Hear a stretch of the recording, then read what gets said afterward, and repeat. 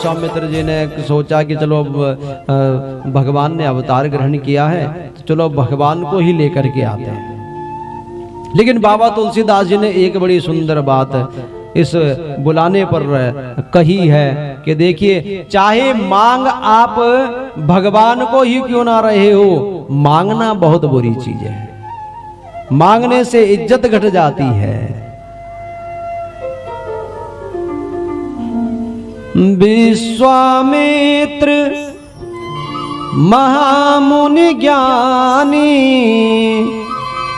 बसहि विपिन शुभ आश्रम जाने।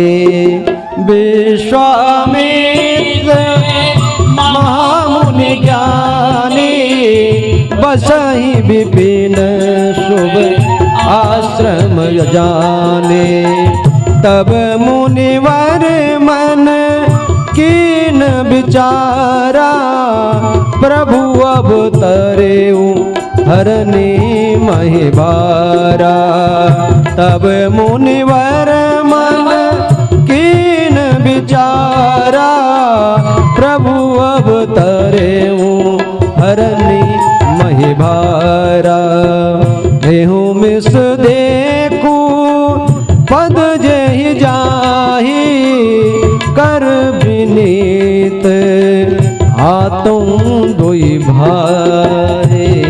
सिया राम जय जय सिया राम, राम सिया राम जय जय सिया राम। यहाँ पर बाबा तुलसीदास जी ने बड़ी बड़ी उपमा लगाई।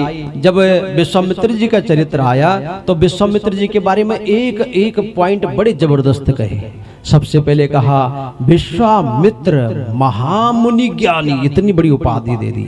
विश्वामित्र कौन है? कोई साधारण ऋषि नहीं है, महामुनि है, ज्ञानी है। और देखो कितने त्यागी है। ऐसा नहीं है कि कोई बहुत बड़ा 5 स्टार होटल जैसा कोई आश्रम बना रखा, नहीं नहीं नहीं, बहुत सरलता से रहते हैं और जंगल में रहते हैं, बड़ी सरलता के साथ। लेकिन जब विश्वामित्र का भाव भगवान को मांगने का था तो उपमाओं को धीरे धीरे करके धज्जियां उड़ा करके रख दी। क्यों? क्योंकि विश्वामित्र जी कह रहे हैं कि एहू में सुदेखूं पद एहि जाई, कर विनीति आतों दो भाई। एहू में सुदेखूं पद जहि जाहि, कर विनीत आतों दो भाई। तब मुनिवर मन कीन विचारा, बसहि विपिन शुभ आश्रम जारा। राम सिया राम जय जय सिया राम, राम सिया राम जय जय सिया राम। मंगल भवरया मंगल हारी, प्रभु सुदशरथ अजर बिहारी। जय हो। हमारे बीच में हमारे नव निर्वाचित काउंसलर गापी जी आए हुए हैं। एक बार जोरदार तालियों के साथ स्वागत जरूर करिएगा। और सेक्टर 45 के ही निवासी हैं। पर मैंने एक चीज देखी है, बहुत सरल है, बहुत सरल है। तो एक बार जोरदार तालियों के साथ जरूर स्वागत करिएगा। आपतकाल परख्यूं तहि चारी। पीछे एक समस्या थी और कभी मुलाकात भी इतनी नहीं हुई थी।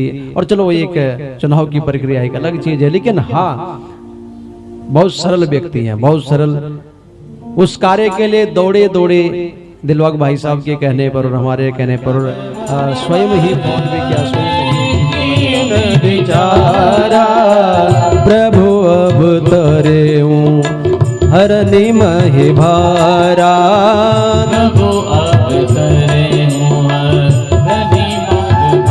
अब मन में बेईमानी जब आई है तो बाबा तुलसीदास जी ने सारी जितनी उपमाएं थी सबकी धज्जियां एक एक करके उड़ाने शुरू कर दी और कहते हैं कि मांगन गए सो मरी गए, मरे सो मांगन जाए, और उनते पहले वो मरे जिन मुख निस्कत नाही।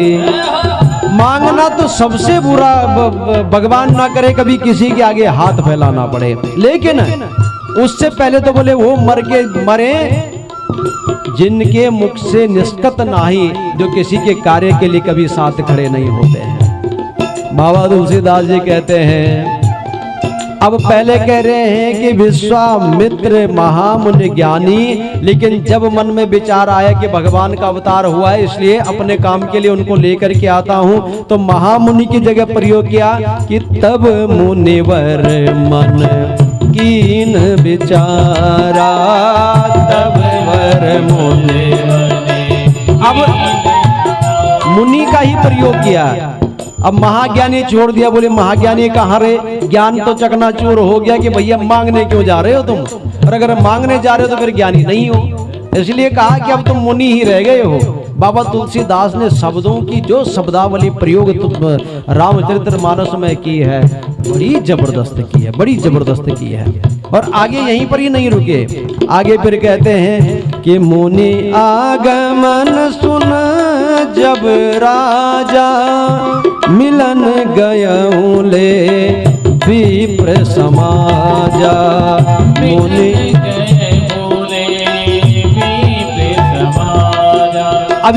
अभी तक अब मुनि की उपाधि बरकरार रखी है कि चलो मुनि तो हैं, संत तो हैं, और ब्राह्मण समाज को साथ में लेकर के देखो संत आए हैं, थोड़ा स्वस्ति वाचन हो जाए, पूजा पाठ हो जाए, और अतिथि सत्कार किया है, लेकर के आए हैं और बिठाया है और पूछा, लेकिन पूछा ऐसे ढंग से कि सीधे कोई रिस्पेक्ट का शब्द प्रयोग में नहीं लाए।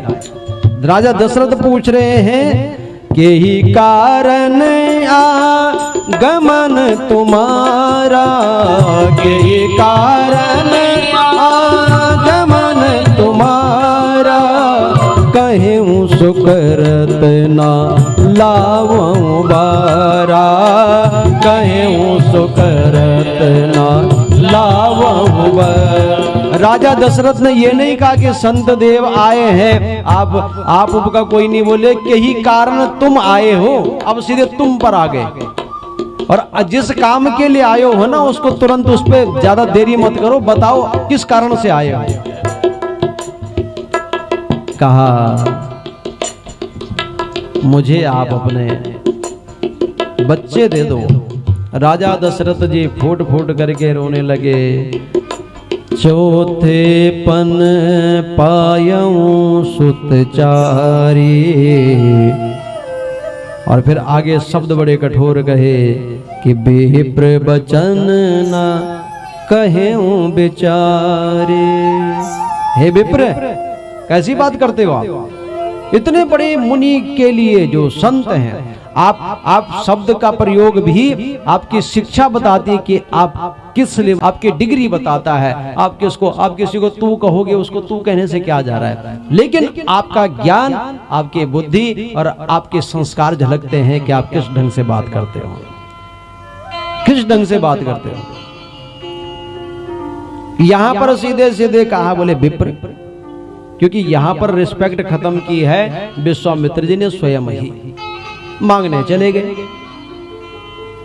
और जब मांगने गए तो मांगने के लिए फिर बाबा तुलसीदास जी ने कहा, बोले मांगना तो चाहे भगवान के दरबार पर भी जाओ तो वहां भी मत मांगो, दुनिया से मांगोगे जीवन भर ऋणी रहोगे, जीवन भर, सारे जीवन के लिए अपने लिए एक बोझ तैयार करके रख दोगे, सारा जीवन नहीं छोड़ता है किसी का किया हुआ उपकार। जब जब बात होगी, अरे उसके लिए मैंने इतना किया है, अरे उसके लिए मैंने, अब उसके बाद चाहे उसने अपनी जिंदगी ना घिस दी हो उसके लिए, लेकिन वो उपकार जो आपत्ति काल में लिया गया होगा वो कभी नहीं भूलता है, वो चढ़ा रहेगा। तो सांसारिकों से मांगो मत, क्योंकि इनका उपकार उतरता नहीं है, और परमात्मा से भी मत मांगो, क्योंकि परमात्मा सब जाननहार है, उसको बताने की जरूरत ही नहीं है। हम मंदिर में जाते हैं और मंदिर के आगे जा करके बोलेंगे भैया ये हो जाए सो हो जाए, और इसीलिए लोगों की आस्था को भी ठेस पहुंचता है। भगवान को तो सब पता है। भगवान नारायण के समक्ष तो नारद जी गए, बोले मैंने ब्याह करवाना है भैया, और ब्याह करवाना है तो मुझे अपने जैसा रूप दे दो। भगवान ने कहा, बोले कौन सा रूप? बोले हरि का रूप। हरि मतलब बंदर भी होता है। और भगवान ने बंदर का रूप बना करके भेज दिया। जब बंदर का रूप बना करके भेजा तो बड़ा अपमान हुआ सभा में। अब जब अपमान हुआ तो भगवान को तो ऐसी ऐसी गालियां भर भर के दे दी, बोले तेरा बेड़ा गर्क हो, कैसा भगवान है तू, है अपने भक्त का ही ऐसा बुरा चाहता, मेरा अपमान करवा दिया वहां जाकर के। मैं श्राप देता हूं तू भी अपनी पत्नी के लिए ऐसे जंगल भटकेगा और तेरी सहायता बंदर करेंगे। भगवान कहते हैं ठीक है भैया, उसमें क्या बड़ी बात है। लेकिन जब क्रोध के वशीभूत सब बखान कर दिया तो मन हल्का हुआ, और भगवान जब मुस्कुरा रहे थे तो क्रोध शांत हुआ। अरे प्रभु मैं क्या कर बैठा हूं, आप तो जाननहार हो मेरे प्रभु, आपने तो जान करके मुझे दिया था, कहीं सच में मैं इस परिवार के बंधन के प्रपंच में ना पड़ जाऊं और मैं भक्ति से विहीन ना हो जाऊं। भगवान तो जाननहार हैं, उनके सामने मांगने की जरूरत क्या है। अरे विश्वामित्र जी तो मांगने गए, बाकी तो नहीं मांगने गए। बाकी के ऊपर तो भगवान ने जंगल में जा करके कृपा की है। कभी भारद्वाज ऋषि की यहाँ, और कभी सबरी के ऊपर कभी कृपा की है। अन्य संत ऋषियों के ऊपर भगवान ने, वो मांगने नहीं गए। उन्होंने कहा तू अगर हमारा परमात्मा है तो आना, हमें जाने की जरूरत नहीं है, और भगवान आए हैं। इसलिए बाबा तुलसीदास जी कहते हैं भैया चाहे भगवान को मांग रहे हो फिर भी गलत मांग रहे हो, मांगो मत, वो स्वयं आएगा। कहा राजा दशरथ ने कि चौथपन पायं सुतचारी, विप्र बचन न कहूं बिचारी। हे विप्र, आप बिना विचारे ऐसे शब्दों का प्रयोग कर रहे हो कि अपने बच्चों को मेरे साथ भेज दो, मैं चला जाऊंगा अगर कोई जरूरत है तो। लेकिन विश्वामित्र जी की भी आश है कि राम मेरे द्वार पर आए, राम मेरे घर पर आए, मेरे आश्रम में आए। इसलिए कहा देखो राजा दशरथ अगर नहीं देना चाहते हो तो कोई बात नहीं, लेकिन मैं आपको नहीं लेकर के जाऊंगा, मैं तो राजकुमारों को ही लेकर के जाऊंगा। गुरु वशिष्ठ जी ने कान फुसफुसाए राजा दशरथ के। राजा दशरथ जा तो ये दो रहे हैं, लेकिन आएंगे वहां से पूरा परिवार बन करके। क्या विवाह भी वहीं संपन्न होगा, इसलिए जाने दो। बोले अच्छा, बोले हाँ, बोले कोई भय नहीं, बेफिक्र होकर के भेजो। गुरु वशिष्ठ की बात, कुल पुरोहित की बात को जो चाहे आप ब्लाइंड फेथ करके, आप भरोसा करके आप स्वीकार कर लो, कभी आपका बुरा नहीं होगा। माता पिता और गुरु की बात को आप बिल्कुल बेझिझक होकर के स्वीकार कर लो, आपकी कभी हार नहीं होगी, कभी भी हार नहीं होगी। गुरु वशिष्ठ ने कहा तो बोले चलो आप कह रहे हो तो ठीक है, जाने देते हैं। भगवान रास्ते में गए हैं, वहां पर भगवान ने ताड़का इत्यादि का वध किया है।